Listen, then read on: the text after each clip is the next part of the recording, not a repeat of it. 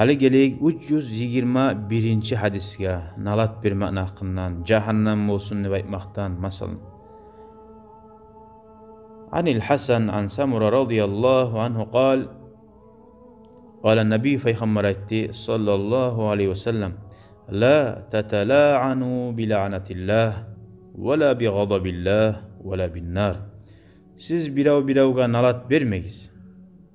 Allah'ni nalatı bulan, Allah'ni açığı olsun sağa dep okuyda nalat vermeyiz ve la bin nar, cehennem bulanına vermeyiz dedi. Ay cehennem olsun sağa dep qabun sana cehennem olsun da bayma. Allah değişsin etsin de bay dağı bulmağın zamanla. Allah bilir cehennemge git alma gerek mi, cennetke girme tarık ne etme tarık. O sali sen biravga rişine çağırma sut etmege Allah sağa ihtiyarını vermegen. Velhamdülillahi Rabbil alemin.